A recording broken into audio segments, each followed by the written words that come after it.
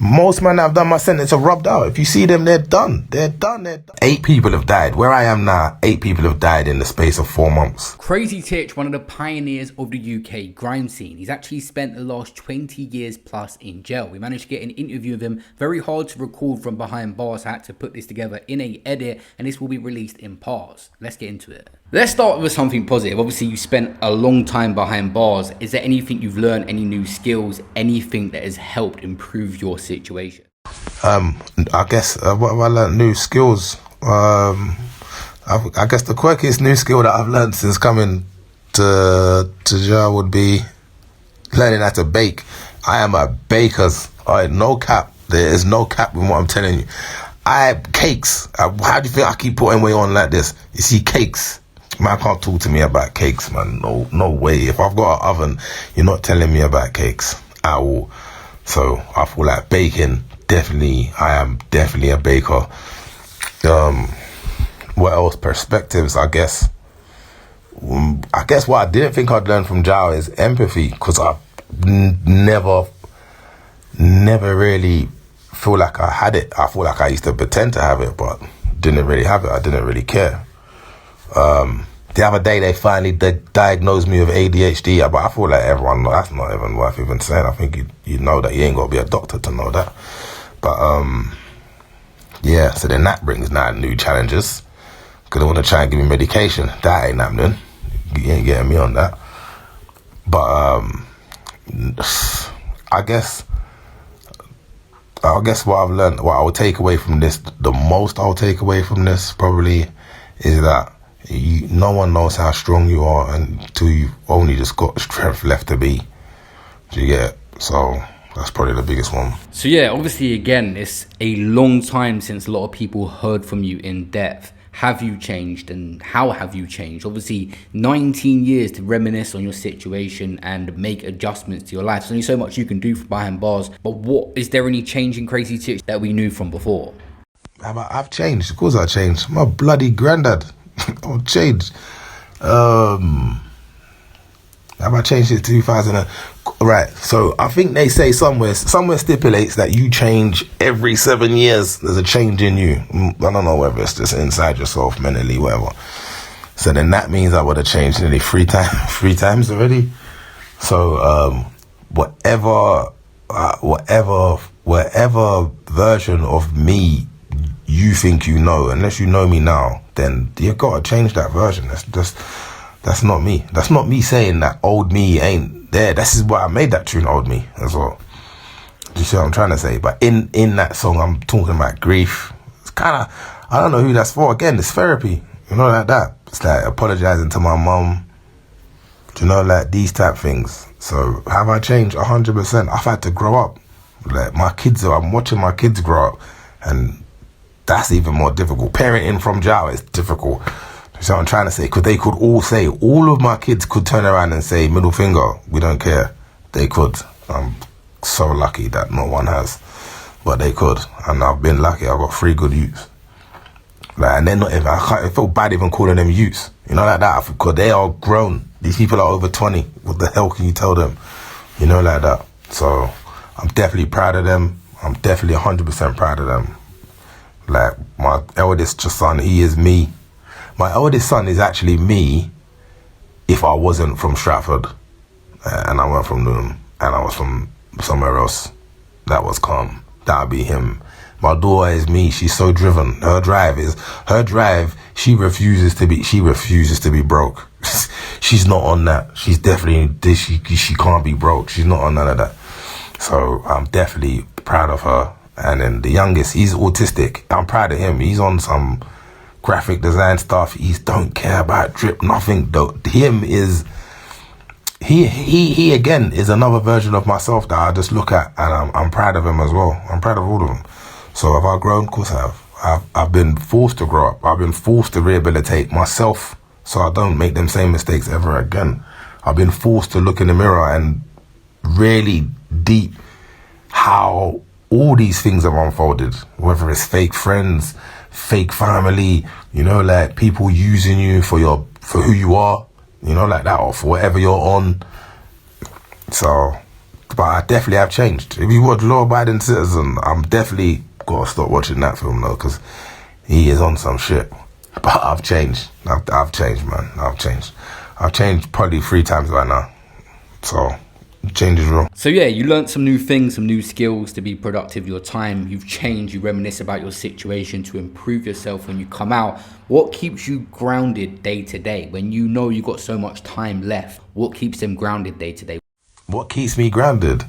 A metal door and bars on a window. I shouldn't even chuckle, but I'm thinking out loud like, what? Yeah, that's what keeps man grounded. There's nothing. You can't be here. I guess you could be here, but you'd have to be. This is what I would think. You was a nerd. If you was here, like, oh, I'm him and all that. You're a nerd. Stop all that. You get it? Like, you're banging up the same time as everyone else. There's no, to forget all that persona and all that ain't gonna make no sense around someone like me. Like that. So, how I stay grounded, I'm just I'm always on the ground, innit? Like, I'm in the trench. This is the mud. There isn't no, I don't know, man. For me, personally, innit? There's just nothing here worth glamorizing. There's nothing here worth pretending like it's easy or anything like that. 8 people have died. Where I am now, 8 people have died in the space of 4 months. Dead, drug overdose, dead up, gone. I feel sorry for their family. They're not going home. Like, there's a black bus that's just been winging past my window with people in it. One of the youths I knew as well. To be fair, I know about 3 of them. But I mean, like, one, I see him the day before. He had a missing finger. I just seen him the day before. He just come out of the block. Just seen him. And then the next day, Kalas, gone, black bus. He's left there. He's out of there. Rest in peace, Batesy. I swear he's from like Preston, that way. Like that. Gone, brother. So, yeah, that's the nook and crannies. So staying grounded is definitely not difficult. So yeah, obviously on a physical aspect, you have to remain grounded and find a way to cope in there. You've got no choice, so you have to find a way. But in terms of the mental health side of things, obviously a lot of people in prison cannot cope with it when they got such a hefty sentence as well. So for you, it's more of the mental health side of things to keep yourself in the right place. How do I maintain my mental health? I think I am... what is the correct answer? Right, the correct actual answer is because remember, I am trying to always take full responsibility myself. But I am a part... No, actually I can say I am a part of not just my environment, but the system. Like, social services had me in care, taken from my mum from how old? Like, until I even lived at my house still and was still in care. Like, I think when I was in jail last time, they came like, yeah, you're out of care now. So I am definitely, the government, I've been fucking up, and they've been here secure unit, here go live in Croydon. I lived in East Croydon. I went to East Croydon College, That's actually even quite mad. Like, I'm in Crystal Palace. If not, they've done whatever they've done. So I feel like I've definitely learned how to, even before this as well, even then, I feel like when I used to have to go hospital and stay in oxygen tents because I had bad asthma, I'd channeled my mind to be like, you're here, it won't be forever, you've just got to stay and then you'll be alright. So mentally, I feel like keeping sane in this place is definitely a challenge. Most men that have done my sentence are rubbed out. If you see them, they're done. Listen, I bucked some youths and they said they thought I should be wearing an Echo tracksuit. I laughed. Big up YK. Why big up YK? I promise you, he's from Balance. He said, Titch, no lie, most matters that are lifers that I've bucked, they are tired, fam. So, like, you've definitely done well. And I don't need no one to tell me that I'm doing well, because I already know. If you just meet me, you won't think I've been here this whole time. When I tell people the time that man done already, they're like, no way, you won't believe it. So I definitely believe my support network has helped. There's a lot of people where they're in jail, everyone forgets them. Don't get it twisted, 90% of people have forgot me. That's not even a thing. So, but my whatever 10%'s left, solid. They're here. Like, bloodline, even ones that are not my bloodline, like, solid. And whoever's not, just stay not in it. So whenever you do see me home, then we just keep that same thing, like that. But yeah, talking of prison, actually, you're a rapper that since going to prison, you managed to stay active through AI. You're still doing good numbers, but how do you maintain a music career? What's some of the challenges you're facing? You're still recording and putting out music. Explain that to us. These man are cubics of corners about real rap. You man are all faking it, shake or shaking it. Either way, that vermin ain't making it. What you rap about, we don't believe it's all atheists. Me getting caught and sending man Jow's alien. What's left to say to him? Man are playing both sides. Reason we don't play. I don't think recording is definitely difficult while being incarcerated. It's definitely not easy. I have been in places where they do let you record. Do you get it? So sometimes I am lucky. Other times, then it's guerrilla tactics man's dealing with. Insubordinate code. Old me code. I feel like you can hear now. It depends, because I feel like if you're a real Crazy Titch fan, you just want to hear Grease on Gram, and I don't blame you for that, innit? But and you can still get that. I've got one coming out soon. MGGA, gonna be cold. Make grime greasy again. That's definitely cold. The old school, and it's just cold. So I guess it's not easy, and it's problematic. Certain times it can be problematic. Also, a lot of it is what the reason why it's so sporadic sometimes is that I just don't want to do it sometimes. Like, for me, it's therapy. I'll do it when it feels good. Like, I can't go out and express that outside and fully experience that side of music, because for me, my thing's more not studio, it's more performance. It's more, I want to be with the crowd and I want to hear them say it. Like, I want to hear them say my bars. That's the thing I was more addicted to than just sitting in the booth all day long. What about the top dude? Okay, I just wanna make peace. You Jack Titch, hold me, go please. Hold your arms and then break your knees. Mr. with your 100 B's. What's up with 300 G's? Water with the 400 trees. Alright, mate, had the new keys. Let's not speak it out overseas.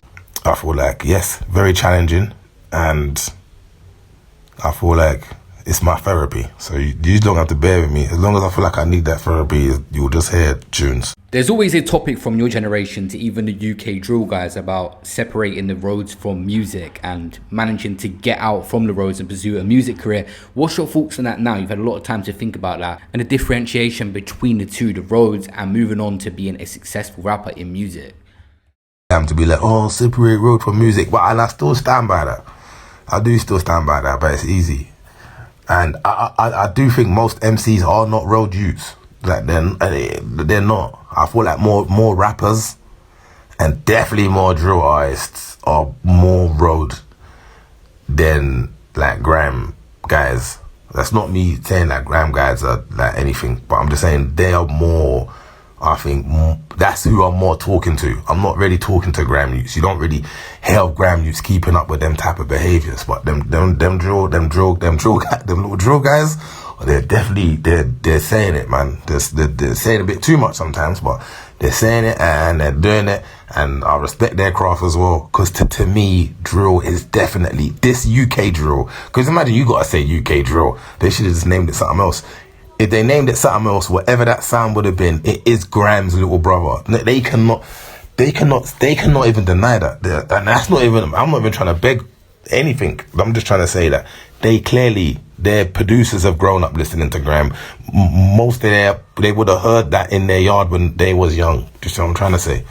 So, but 100% think that separating road and music as much as possible and being independent as much as possible is the way forward. If you can get a check from them, get the check from them. But just remember, them gonna want that money back. They're not just giving you that money for nothing. So yeah, just be aware of these things.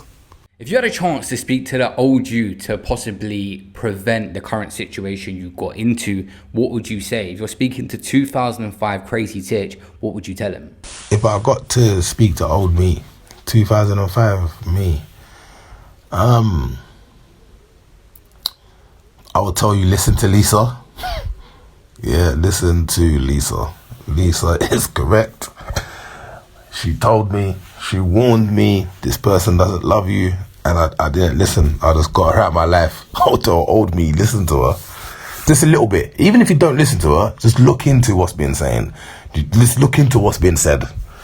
I'll tell my old self that. And I'd probably tell my old self, move to Amsterdam, because I was going to move to Amsterdam. Vader already moved over there, so I was going to go over to them. We just hadn't sorted out the studio. We was going to get that guy from UB40. He was going to try and use his studio. I needed all that set it up and confirmed before, and then I was just going to go. I'd tell my old self, just go. I'd tell my old self, go, and I would say, deal with a couple people better. Just a couple people I dealt with maybe just a bit that I shouldn't have. And then looking back, I would tell my old self, just, yeah. I tell my old self, look, remember, innit, you got a daughter, so treat couple people better, one or two, maybe two, maybe even just one, actually. Yeah, just one. Treat that one better. And that's what I'd say to old me. I wouldn't say much more. You've watched Marty McFly. You can't go back and say too much. Even being in jail, you've maintained a solid fan base and are doing good numbers with this AI content. What do you have to say to that and the people that have still supported you all these years later? I'd just say, if you're a Crazy Titch fan, you're a gangster. And I don't mean gangster that bad boy, brat, all that gangster. But I mean like you are, if you are, because you don't get, I can't give. If you're a Crazy Titch fan, I can't give you what you want every day. Do you get it? But when I can, I am trying to make sure I deliver 100%. So, and even through the justice, for anyone that signed the petition, big you up as well. And I would just say, I don't know, man. The story's not finished. 100% the story's not done. So just stay. I will try. I am, even when I make tunes now, I do think, I want them. You see them? I want them to be able to say, I told you my man was cold. I've been telling you. So that is the thing that I actually want from them, is to be able to vindicate them actually saying, I fuck with this guy. Do you know, like that? And that's the thing that I'd want to say to them. I think overall, I know I owe you lot. This is what I would say as well. I know I owe you lot. And I will deliver 100%. Timescale on that, to be announced. I don't know. But I'll deliver 100%. And you'll be right and vindicated and be able to say, see. And that's what we're going for. Yeah, so the story's not over yet and you're still even releasing music now. But how do you want to be remembered in the grime scene? Where would you see yourself if we had to write a book about it now? Where would you position Crazy Titch in terms of the whole grime story? I think in the history of grime, I feel like I don't think it's what I want. I think I'm the villain. I'm the villain. I'm the bad guy. I'm the villain. I'm the one that had the chance and then didn't take the chance. I'm the one that chose road and shouldn't have chose road. I am the bad guy. And I've been prescribed the bad guy role, which it's no way it is. It is what it is. No matter if I come out and tell you, oh, look at this, or this, or that, you're just gonna think whatever you want, regardless. And they'll just remember me how they want, and they'll remember me as the hype, loud, shouty, hotting man up stuff guy, and these things. And to be fair, most of it's true. So I don't know, really. I don't really want to. Who am I for you to even remember? So if you do, big you up, and if they don't, I'm not a narcissist. I've been told I am, but these are from girls that just get all their fucking quotes off of Instagram. So they're not allowed to diagnose me as a narcissist. I'm sorry, I'm just not accepting that. But yeah. Oh, that was a clean shot. That was a shot, and that shot's gonna land. But yeah, they'll remember me however they remember me, man. Do you know, like that? But I would like them to say he the one that we definitely know if he's saying it, that's that, innit? You know, like that. If he's saying it, it's that. I'm definitely not with the get along gang stuff. I definitely can't I can't, and I won't. I wouldn't even now, even like with new me, I wouldn't. I'm still allowed to just keep that about me. That's not making me do anything or act any ways that could jeopardize my freedom. Whenever I get it back, I'm allowed to still protect my energy and self. So remember me just as the guy that was unsigned, the guy that was the third guy. The third video you ever saw of Graham on Channel U was mine. And just know that I did that all with nothing. I did that with zero. I had nothing. And then made time. So, and with Crazy Times, oh man, listen to me, man. I promise you, I'd not seen that much legal money. I hadn't at all. So, big that up, 100%. That definitely put a smile on my face.